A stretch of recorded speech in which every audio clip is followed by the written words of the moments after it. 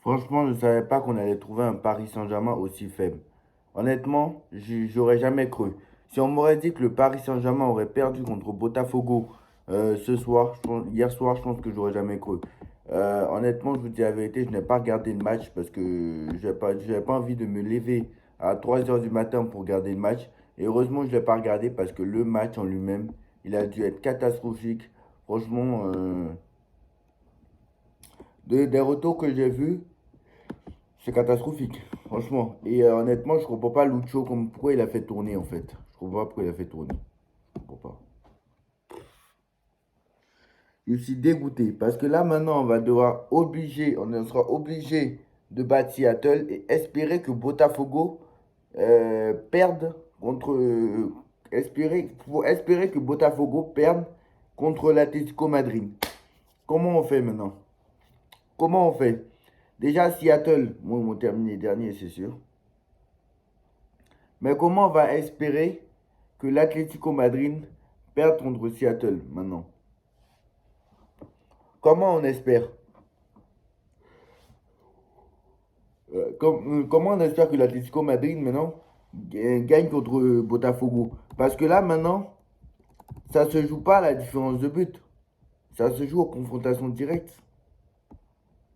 C'est la différence de but particulière en fait qui va compter. Des règles. Donc ce qui signifie qu'en cas d'égalité, admettons si Botafogo, admettons si l'Atlético Madrid gagne et que si l'Atlético Madrid gagne contre Botafogo et que Paris bat Seattle, Paris peut battre Seattle 10-0. Si Botafogo gagne, Botafogo restera premier parce que Botafogo aura battu Paris Saint-Germain. Et c'est pas la différence de but qui compte, c'est les confrontations directes. Vous voyez ce que je veux dire? Si jamais Botafogo prend un point, Botafogo sera premier quoi qu'il en soit. Donc là, il faut espérer que Botafogo perde ce match et que nous on gagne derrière contre Seattle pour pouvoir prendre la première place. C'est quand même assez incroyable. Voilà. C'est quand même assez incroyable. Et là, honnêtement, je vous dis la vérité, on n'est pas en danger pour la qualification parce que je suis sûr qu'on gagnera contre Seattle quoi qu'il en soit. Et comme l'Atlético, si l'Atlético bat Botafogo, ça fera 6. Mais comme le PSG a battu l'Atlético, donc le PSG sera obligatoirement devant l'Atlético. Et Seattle gagne, et si Seattle gagne et que nous on perd, donc ça veut dire que nous on aura perdu, bon, on ne sera pas éliminé vu que Seattle nous aura battu, qui aura battu Botafogo. Mais en vrai, si Seattle gagne, je pense qu'on sera devant parce qu'il y aura la différence de but. Ce sera la différence de but parce que Seattle aura battu le PSG, qui aura battu derrière l'Atlético, qui aura battu derrière Botafogo. Donc, en fait, je pense que ce sera la différence de but quoi qu'il en soit. Donc, quoi qu'il en soit, là, on est réellement, on n'est pas en danger quoi qu'il en soit. Mais ce qu'il fallait faire, en fait, c'est ne pas faire tourner contre Botafogo. Pourquoi Lucien Enrique a fait tourner contre Botafogo? Je n'ai pas compris pourquoi Lucien Enrique a fait tourner. Je n'ai pas compris. Honnêtement, je n'ai pas compris. Si tu voulais faire tourner, il fallait attendre le match contre Seattle pour faire tourner. Ou soit comme ce que tu as fait contre l'Atlético Madrid, tu mets ton équipe type dès le début, tu les tartines, je ne sais pas, 3-0 à la mi-temps. Et là, au moins, tu peux faire tourner en deuxième mi-temps, essayer de garder le score, je ne sais pas. Je ne sais pas, moi. Mais non, non, non, non, non, non. Tu ne peux pas mettre. Non, non, non, non, non. Tu ne peux pas mettre Marquinhos sur le banc, Fabiano est sur le banc. T'as fait trop tourner en fait, t'as fait trop tourner. Lucas Hernandez, il n'a pas le niveau. Beraldo, il n'a pas le niveau.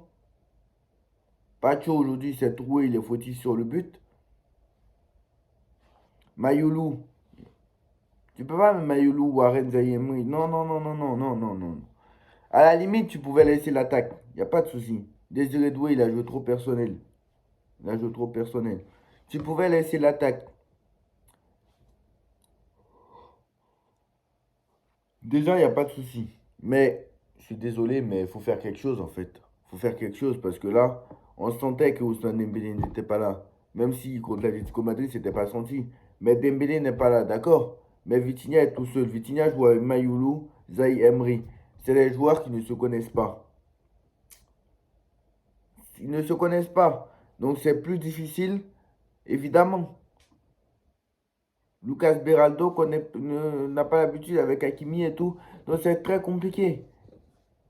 Offensivement, il y avait très peu de solutions. Ramos, je l'en veux. Ramos, je suis désolé, mais t'es un neuf, tu dois décrocher, tu dois proposer des solutions. Et Ramos ne le fait pas. Donc Ramos, lui aussi, je suis désolé.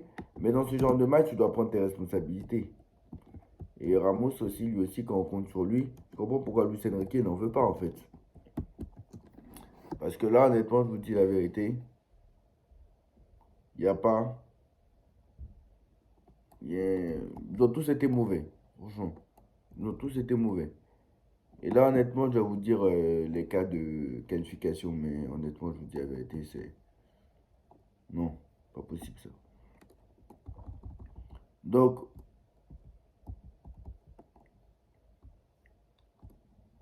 ce n'est pas. Donc, je vais vous lire l'article de la qualification, parce que même moi, j'ai pas compris. C'est l'immigré parisien qui a expliqué, mais moi, je n'ai rien compris du tout. Ce n'est pas un plan prévu. Donc, le Paris Saint-Germain a été battu dans la nuit du jeudi à vendredi 1-0 face à Botafogo. Jusqu'au bout. Donc, le match de lundi, donc face à Seattle. On verra ce que ça va donner. Normalement, on devrait gagner, hein, l'équipe la plus faible du groupe. Moi, je suis désolé, hein, mais tu dois. Bref. Heureusement pour les Parisiens, leur différence de but leur est très favorable pour le moment grâce au carton du premier match contre l'Atlético 4-0. Ok, plus 3. Ok. Donc le PSG sera en huitième de finale si il gagne contre Seattle. Donc si on gagne, on sera en huitième de finale. Si on fait nul et que l'Atlético ne gagne pas contre Botafogo, voilà. Et parce que Botafogo est quasiment sûr d'être en huitième, hein. Et il perd il perd de moins de 3 buts.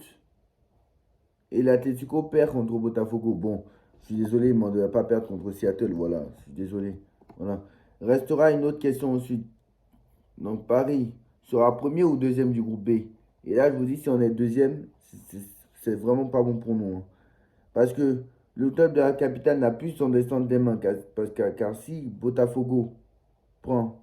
Bah oui, t'as pas ton destin entre les mains. C'est ça le problème maintenant. C'est que si Botafogo prend un point face à l'Atlético, bah il sera assuré d'être premier. C'est ça le problème. Et cela modifierait évidemment le calendrier qui attend les coéquipiers de Désiré Doué. Parce que honnêtement, je vous dis la vérité, si Paris termine deuxième, si Paris termine, si Paris termine premier, Paris affrontera le deuxième du groupe A. Si Paris termine premier et termine deuxième, ils affronteront le premier du groupe A. Donc voilà, on ne sait pas du tout qui sera, qui sera en huitième de finale. Voilà, on ne sait pas. Donc voilà. Sachant que si tu termines premier, bah tu as un jour de plus de repos. Tu joues dimanche au lieu de samedi. Ça aussi, c'est important à souligner. Mais je pense que Paris terminera quand même premier. Mais honnêtement, je vous dis la vérité, c'est non, non, non, non, non. Lucien Riquet a fait une grosse erreur. Une grosse erreur. Parce que là, en plus, si on termine deuxième, potentiellement, on aura. Donc Porto, eux, c'est quasiment mort pour eux parce que Porto a perdu. Donc Porto, moi, je pense que Palmeiras va finir. Palmeiras et les deux, ça va les arranger. Donc il y a de grandes chances qu'on affronte l'Inter Miami en huitième de finale, hein, je vous le dis. À part si on termine deuxième, on va affronter Palmeiras. Et je vous dis, hein, si on affronte, si on a, auquel cas on aura Chelsea potentiellement en quart de finale, si jamais euh, Chelsea termine premier, voilà, et que nous aussi. Mais si jamais on termine deuxième, on est quasiment assuré d'affronter le Bayern en quart de finale. Donc il faut vraiment pas affronter le Bayern de Munich en quart de finale. Voilà, je suis désolé. Faut tout faire. Il ne faut pas affronter le Bayern de Munich. Voilà. Et après, bon, on est champion d'Europe. Donc évidemment, on, voilà, on est champion d'Europe. Donc tout le monde est prenable pour nous. Mais la défaite contre Botafogo, voilà, c'est une défaite sans incidence parce que c'est un accident, ça arrive, etc. Voilà. Mais Luis Enrique a fait l'erreur de faire tourner. Voilà. Luis Enrique a fait l'erreur de faire tourner. Alors que en aucun cas, il doit faire tourner ce soir. En aucun cas. Donc voilà. Dites-moi en commentaire ce que vous en pensez. En like, on partage, on commente, on s'abonne. On se retrouve très vite pour une nouvelle vidéo. Tchuss.